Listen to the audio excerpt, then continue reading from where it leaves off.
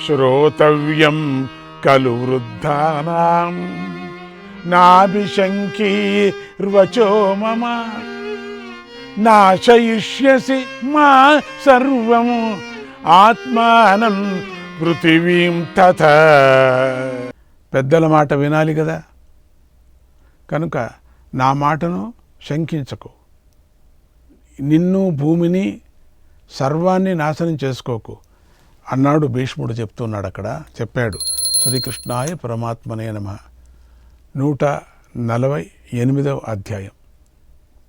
శ్రీకృష్ణుడు ఇలా చెప్పాడు, ఓ ధర్మరాజా, భీష్ముడు ఇలా బుద్ధులు చెప్పిన తర్వాత చక్కగా మాట్లాడగల ద్రోణుడు దుర్యోధనుడితో ఇలా మంచి మాటలను మాట్లాడాడు.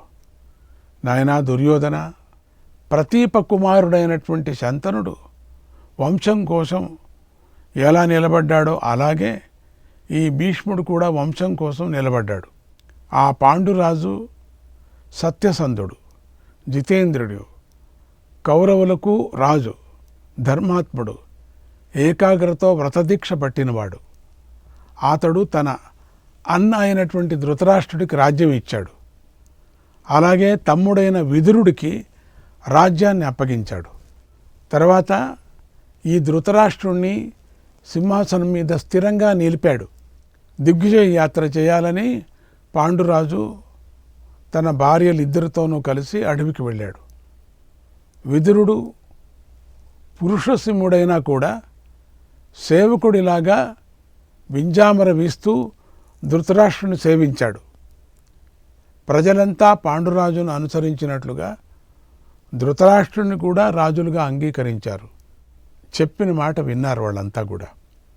ఇలా పాండురాజు విదురుడికి ధృతరాష్ట్రుడికి రాజ్యాన్ని విడిచిపెట్టి శత్రువులను జయిస్తూ భూమి మీద సంచరించాడు. విదురుడు కోశాగారాన్ని రక్షిస్తూ దానాలు చేస్తూ సేవకులను బాగా చూసుకున్నాడు. రాజ్యభారాన్ని మోశాడు. సంధి విగ్రహాలు నిర్ణయించడం, నీతిశాస్త్ర ప్రకారం నడుచుకోవటం, రాజుల నుండి కప్పాలు గ్రహించడం, ఈ పనులన్నీ భీష్ముడు చూసుకున్నాడు. ఇలా వీరిద్దరూ దగ్గర నుండి సేవిస్తూ ఉంటే ధృతరాష్ట్రుడు సింహాసనం మీద కూర్చొని పాలించాడు. అలాంటి వంశంలో పుట్టిన నువ్వు ఇలా ఎందుకు వంశనాశనానికి పూనుకుంటున్నావు? ఓ రాజా, అన్నదమ్ములతో కలిసి భోగాలు అనుభవించు. నేను ఈ మాట జాలితోనూ భయంతోనూ ధనం కోసము చెప్పటం లేదు. నేనెప్పుడు అలా చెప్పను. ఎప్పుడైనా భీష్ముడు ఇచ్చేదే కోరుకుంటాను. నేను నీ వల్ల బ్రతకాలని జీవనోపాధిని కోరుకోను. భీష్ముడు ఉన్న చోటనే నేను ఉంటాను. కనుక నువ్వు కూడా భీష్ముడు చెప్పినట్లుగానే చెయ్యి. పాండుకుమారులకు అర్ధరాజ్యం ఇవ్వు. నేను నీకు పాండవులకు గురువును. మీ ఇద్దరికీ సమానంగానే చదువు చెప్పాను కదా. నాకు అశ్వత్థామ ఎలాంటి వాడు, అర్జునుడు కూడా అటువంటి వాడే. ఇన్ని మాటలు ఎందుకు? యతో ధర్మస్తతో జయ. ఎక్కడ ధర్మం ఉంటుందో అక్కడే జయం ఉంటుంది అన్నాడు ద్రోణుడు. తర్వాత ధర్మవేత్త అయినటువంటి విదురుడు భీష్ముడి ముఖాన్ని చూసి కోపించి ఇలా అన్నాడు, ఓ దేవవ్రత, గాంగేయ, నేను చెప్పే మాట విను. పూర్వం ఒకసారి కురువంశం నశించిపోతూ ఉంటే దాన్ని నువ్వు ఉద్ధరించావు. నేను ఏడ్చి మొత్తుకుంటూ ఉన్నా నువ్వు నా మాటను పరిగణించలేదు, లెక్క చేయలేదు. ఈ వంశంలో చెడు పుట్టిన ఈ దుర్యోధనుడు ఎవడు? వీడికి మనం నచ్చజెప్పుకోవటం ఏమిటి? వీడిని బ్రతిమాలటం ఏమిటి? వీడొక పెద్ద మనిషా? కాడు కదా. వీడు కృతజ్ఞుడు. వీడి మనస్సు లోపంతో నిండి ఉంది. వీడిని పట్టుకొని నువ్వెందుకు ప్రాకులాడుతున్నావు? ధర్మార్థాలు తెలిసిన తండ్రి మాటనే వీడు పాటించటం లేదు. వీడి వల్లే కౌరవులంతా నశించిపోతున్నారు. నిజానికి నువ్వే రాజు, ఈ రాజ్యమంతా నీదే. కనుక వీరందరూ చచ్చిపోకుండా ఉండేలాగా చూడు. నన్ను ధృతరాష్ట్రుణ్ణి నువ్వు పూర్వమే బొమ్మల్లాగా చేశావు. ప్రజాపతి ప్రజలను సృష్టించి మళ్ళీ సమరిస్తున్నట్లుగా వంశనాశనాన్ని కళ్ళారా చూస్తూ ఉపేక్షించకు. నువ్వు ఉపేక్షిస్తున్నావు. ఇప్పుడు కులక్షయం దాపురిస్తుంది, వంశనాశనం జరగబోతుంది. కనుకనే నీ బుద్ధి కూడా పనిచేయడం లేదు. నాతోనూ ధృతరాష్ట్రుడితోనూ కలిసి నువ్వు కూడా అడవికి రా, లేదా మోసం చేసి ఈ దుర్మార్గుణ్ణి బంధించు. పాండవుల రక్షణలో వెంటనే రాజ్యాన్ని పాలించు. ఓ రాజశ్రేష్ఠ, అనుగ్రహించు. ఇప్పుడు పాండవులకు, కౌరవులకు, పరాక్రమవంతులైనటువంటి రాజులకు పెద్ద వినాశనం జరగబోతోంది.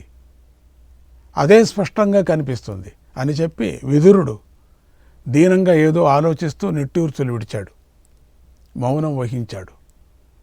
ఆ మాటలు గాంధారి వింది. వంశం నశించిపోతుంది అని ఎంతో భయపడింది, ఎంతో కోపించింది. రాజులందరూ వింటూ ఉండగా పాపి క్రూరుడైన దుర్యోధనుడితో ఇలా అంది: ఓ దుర్యోధన, నీ మంత్రులు, సేవకులు, నువ్వు మీరందరూ పాపాత్ములు. నువ్వు చేసిన తప్పేమిటో స్పష్టంగా చెబుతున్నాను, విను. ఆ తప్పును సభలోని రాజులందరూ వినండి, బ్రహ్మర్షులు, సభాసదులు అందరూ వినండి. కురువంశీయులు ఈ రాజ్యాన్ని పెద్దవాడి క్రమంలో అనుభవిస్తూ వచ్చారు. ఇది పూర్వం నుండి వచ్చినటువంటి సనాతన ధర్మం. ఓ పాపి దుర్యోధన, నువ్వు ఈ రోజున నీతిని విడిచిపెట్టావు. నీ కురు రాజ్యాన్ని అంతా నాశనం చేస్తున్నావు. గాంధారి చాలా పెద్దగా చెప్పింది. రాజ్యంలో ఉన్నవారు ధృతరాష్ట్ర, విదురులు వీరే రాజ్యాన్ని పాలిస్తున్నారు. విదురులు కూడా వీళ్లే పాలిస్తున్నారు. విదురుడు బుద్ధివంతుడు. వీరిద్దరిని అతిక్రమించి మోహంతో నువ్వు ఇప్పుడు రాజు కావాలని ఎందుకు కోరుకుంటున్నావు? మహానుభావులైనటువంటి ఈ ధృతరాష్ట్ర, విదురులిద్దరూ భీష్ముడు ఉన్నంతకాలం స్వతంత్రం లేదు, వాళ్లకు అస్వతంత్రులే అవుతారు. భీష్ముడు మూల పురుషుడు కనుక ఎవరూ స్వతంత్రులు కారు. భీష్ముడు ధర్మం తెలిసినవాడు, అందుకే ఏమీ కోరడు. అసలు ఈ రాజ్యమంతా పాండురాజుది, అది తెలుసా నీకు? ఈ మాటను ఎవరూ కాదనలేరు. ఈ రాజ్యానికి అతడి పుత్రులే రాజులు కావాలి, ఇతరులు రాజులు కాకూడదు. తాత, తండ్రి, కొడుకులు వరుసలో వచ్చిన రాజ్యం వారికే చెందాలి. కురుముఖ్యుడు, మహాత్ముడైనటువంటి భీష్ముడు మహామేధావి. ఆయన చెప్పిందంతా విని మనమంతా మన ధర్మాలను పాడు చేసుకోకూడదు. మన నాశనం కాకుండా చూసుకోవాలి, రాజ్యాన్ని కాపాడుకోవాలి. భీష్ముడు అనుమతితోనే ఏ మాట అయినా ఈ రాజు, ఈ విదురుడు మాట్లాడతారు. కార్యం భవేత్తత్ సురుద్ధిర్ నియోజ్యం ధర్మం పురస్కృత్య సుదీర్ఘకాలం. మేలుకోరే స్నేహితులు చెప్పిన ధర్మాన్ని మనం కలకాలం ఆచరించాలి. ధర్మాత్ముడైన ధర్మరాజు భీష్ముణ్ణి ముందుంచుకోవాలి. ధృతరాష్ట్రుడి మాటలు వింటూ ఉండాలి. న్యాయంగా లభించిన ఈ కురు రాజ్యాన్ని పరిపాలించుగాక అని అంది గాంధారి. ఇంతగా గట్టిగా చెప్పింది గాంధారి ఆ రోజు. అంటే అందరూ వాళ్ళ పాత్రను ముగించారు. అంటే ఒకవేళ మనం అడగచ్చు, ఆ దుర్యోధనునికి ఎవరు చెప్పేవాళ్లే లేరా అని. అందరూ చెప్పారు. ఇంకెవరు చెప్పాలా? పరమాత్ముడే వచ్చి చెప్పాడు. విదురుడు చెప్పాడు, కృపాచార్యుడు చెప్పాడు, పరశురాముడు చెప్పాడు, నారదుడు చెప్పాడు కథలతో వేరువేరుగా. అటువంటప్పుడు గాంధారి చెప్పింది, ధృతరాష్ట్రుడు చెప్పాడు. ఎవరున్నారు ఇంకా చెప్పటానికి? అందరూ చెప్పారు. శ్రీకృష్ణాయ పరమాత్మనే నమః. 149వ అధ్యాయం. శ్రీకృష్ణుడు ధర్మరాజుకు ఇలా చెప్పాడు: ఓ ధర్మరాజా, గాంధారి మాత ఇలా చెప్పిన తర్వాత సభలో ధృతరాష్ట్రుడు దుర్యోధనుడితో ఇలా అన్నాడు: రాజ్యం అసలు కౌరవులదా, పాండవులదా? ఎవరికి రాజ్యం లభిస్తుంది? అసలు ఎవరు అధికారులు? ఎవరికి యోగ్యత ఉంది? ఎవరు అనధికారులు, ఎవరికి యోగ్యత లేదు అనే విషయాన్ని ధృతరాష్ట్రుడే తేల్చి చెప్పాడు. అప్పుడప్పుడు మనకు కూడా మనస్సు ఊగుతూ ఉంటుంది. ఇప్పుడు ధృతరాష్ట్రుడు చెప్పిన సమాధానాన్ని వింటే మనకు సత్యం తెలుస్తుంది. ఆ సత్యాన్ని మనం తెలుసుకుందాం. ఓ పుత్ర దుర్యోధన, నా మీద నీకు గౌరవం ఉంటే నా మాట పాటించు. కొనాలో గట్టిగా చెప్పాడు. ఎందుకంటే చిన్నప్పుడు ఎప్పుడు ఎగేసుకొని వచ్చాడు ఏమన్నా కానీ. ఇప్పుడు గట్టిగా తెగించి చెప్తున్నాడు. నా మాట ఆచరిస్తే నీకు శుభం కలుగుతుంది. చంద్రుడనే ప్రజాపతి మొదటిగా ఈ కురువంశాన్ని వృద్ధి చేశాడు. చంద్రుడు, అతడికి 6వ తరం వాడు నహుషుడు. అతడి కుమారుడు యయాతి. యయాతికి 5 కుమారులు ఉన్నారు. వారిలో పెద్దవాడు యదువు. అతడు మహా తేజస్వి, సమర్థుడు. చిన్నవాడు పూరుడు. ఆ పూరుడే మన వంశాన్ని వృద్ధి చేశాడు. అతడు శర్మిష్ఠ కొడుకు. ఆ శర్మిష్ఠ వృషపర్వుడి కూతురు. దేవయాని యొక్క కొడుకు యదువు. అతడు శుక్రుడి యొక్క మనువుడు. అతడు యదువంశానికి మూల పురుషుడు, బలవంతుడు, శౌర్యం కలవాడు. ఒకనాడు అతడు బుద్ధి లేకుండా గర్వంతో క్షత్రియ జాతిని అవమానించాడు. అతడు ఓటమి తెలియనివాడు. అందుచేత అతడు గర్వంతో తండ్రి మాట కూడా వినలేదు. తండ్రిని తమ్ముళ్లను అవమానించాడు. ఆ కాలంలో భూమిలో యదువే బలవంతుడు. రాజులందరినీ తన వశం చేసుకొని గర్విస్తూ హస్తినాపురంలో నివసించాడు. అప్పుడు యయాతి ఆ యదువు మీద కోపించి శపించాడు. రాజ్యం నుండి తప్పించాడు. గర్వించి అతడి వెంట తిరిగేటువంటి అతడి తమ్ముళ్లను కూడా యయాతి శపించాడు. తర్వాత యయాతి తన మాట వినేవాడు చిన్న కొడుకు, వినయం కలవాడైనటువంటి పూరుణ్ణి రాజు చేశాడు. తండ్రి వద్దు వద్దు అనుకుంటే ఇలా పెద్దవాడు కూడా రాజ్యాన్ని పొందలేడు కదా. తండ్రి ఇష్టం కదా అంతా. నిజంగా పెద్ద కొడుకుకి అధికారం ఉన్నప్పటికి కూడా, తండ్రి నీకు రాజ్యం ఇవ్వను ఉన్నప్పటికి కూడా అది చెల్లుతుంది. ఆ కాలంలో చల్లేది అది. సరి రాజ్యాన్ని ఖండితం పొందలేడు పెద్దవాడు. రాజు కాలేడు అతను. పెద్దలను గౌరవిస్తేనే చిన్నవాడైనా రాజ్యాన్ని పొందుతాడు. అది జ్ఞాపకం పెట్టుకోండి. పెద్దవాడు దుర్మార్గుడైనా పెద్దవాడేం ప్రయోజనం? చిన్నవాడు మంచి గుణం గలవాడై పెద్దలను గౌరవిస్తే ఆడికే శుభం కలుగుతుంది కదా. ఇది బాగా తెలుసుకో. అలాగే నా తండ్రికి తాత అయిన ప్రతీప మహారాజు సర్వధర్మాలు తెలిసినవాడు, ముల్లోకాలను ప్రసిద్ధికెక్కినవాడు. ఆయన ధర్మంగా రాజ్యం పాలించాడు. ఆయనకు దేవతలతో సమానులు, కీర్తిమంతులు అయిన 3 పుత్రులు కలిగారు. వారిలో దేవాపి పెద్దవాడు, రెండవవాడు బాహ్లికుడు, మూడోవాడు శంతనుడు. మా తాత అయిన ప్రతీపుడు మంచి ధైర్యశాలి. ఆయన పెద్ద పుత్రుడైనటువంటి దేవాపి ధర్మాత్ముడు, సత్యవచనుడు. తండ్రికి సేవలు చేయటంలో ఆసక్తి గలవాడు, ప్రీతి గలవాడు. అయితే అతడికి చర్మదోషం ఉంది. అతడు ప్రజలకు, గ్రామ ప్రజలకు ఎంతో ఇష్టమైనవాడు. అతడిని సజ్జనులు ఆదరించారు. బాలురు, వృద్ధులు అందరికీ అతడు ఎంతో ఇష్టంగా ఉండేవాడు. అతడు మంచి దాత, సత్యసంధుడు. సకల ప్రాణులకు మేలు చేయటంలో ఆసక్తి కలిగి ఉండేవాడు. తండ్రి మాటను, విప్రుల ఆజ్ఞలను ఆచరిస్తూ ఉండేవాడు. ఆ దేవాపి బాహ్లీకుడికి, శంతనుడికి అన్న. వారి మధ్య కూడా సోదర ప్రేమ చాలా ఎక్కువగా ఉండేది. కొంతకాలానికి ప్రతీప మహారాజు వృద్ధుడయ్యాడు. తన పుత్రుల్లో ఎవరినో ఒకరిని రాజు చేయాలని అభిషేకం కోసం ఏర్పాటు చేశాడు. అభిషేకానికి కావలసిన సామాగ్రినంతా సమకూర్చాడు. అప్పుడు విప్రులు, వృద్ధులు, ప్రజలు, గ్రామ ప్రజలు అందరూ దేవాపని రాజు చేయకండి, అతడి చర్మరోగం ఉంది కనుక రాజుగా అతడిని అభిషేకించకండి అని కోరారు. ప్రతీప మహారాజు వారి మాట విని ఎంతో దుఃఖించాడు. పెద్ద కుమారుడైన దేవాపి దాత, ధర్మజ్ఞుడు, సత్యవాది, ప్రజలకు ఇష్టమైనవాడు అయినా చర్మదోషం ఉండటం వల్ల రాజ్యానికి దూరం అయిపోయాడు. ఆ సమయంలో విప్రులు అవయవలోపం గలవారిని దేవతలు ప్రశంసించారు కదా అని చెప్పారు.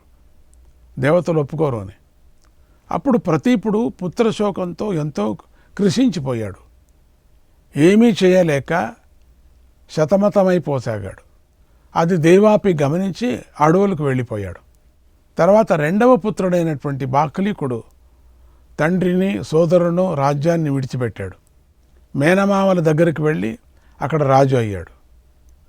బాక్లీకుడి ఆజ్ఞతో మూడవ కుమారుడైనటువంటి శంతనుడు తండ్రి మరణించిన తర్వాత రాజు అయ్యాడు. అలాగే నేను పెద్దవాణ్ణి అయినా అంగలోపం కలవాణ్ణి అని నా తమ్ముడైన పాండురాజు రాజు అయ్యాడు. దీనిని గ్రహించు, ఇది మా వంశంలో నడుచుకొని వచ్చేటువంటి ఆచారముని గమనించు.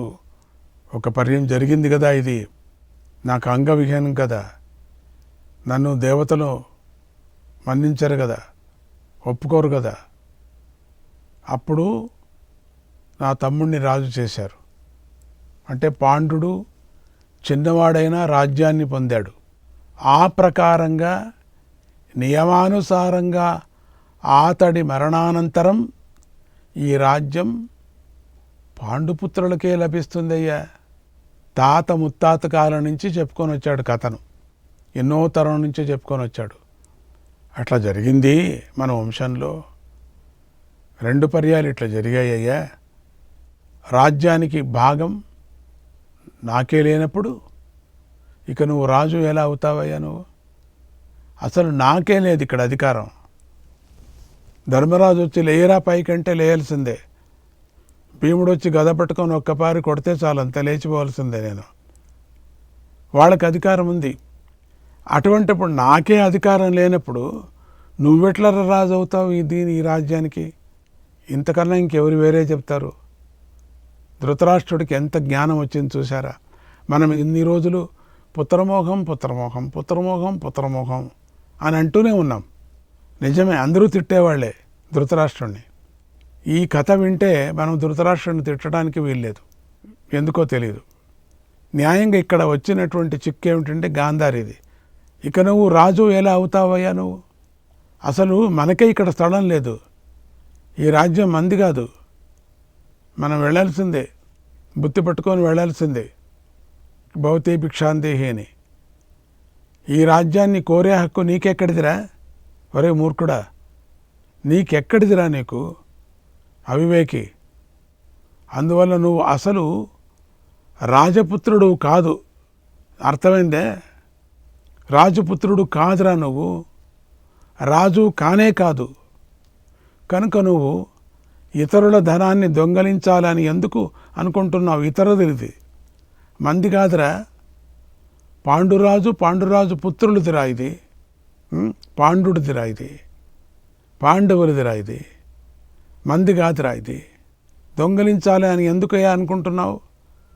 మనమే న్యాయంగా అడగాల, ఏదో ఒక పల్లె ఇవ్వండి, ఆ పల్లెలో ఉంటామని, గ్రామమో పల్లెలో ఇవ్వమని చెప్పి. అటువంటప్పుడు నీకు ఏం సిగ్గులేదా? నీకు ఏ అర్హత ఉంది? అర్హత ఎక్కడ చూపించు. ముందు ఈ విషయాన్ని బాగా తెలుసుకో, నాకు చెప్పు ఫస్ట్. దీనికి నువ్వు నాకు సమాధానం చెప్పు. అందుకని పోని వద్దులే, నీ బుద్ధి మార్చుకోపోని అంటే ధర్మంగా ఉండు. ధర్మరాజే రాజపుత్రుడు అనుకో, రాజు మహాత్ముడు, అతడికే ఈ రాజ్యం న్యాయంగా వచ్చింది. శ్రీకృష్ణాయ పరమాత్మనే నమః.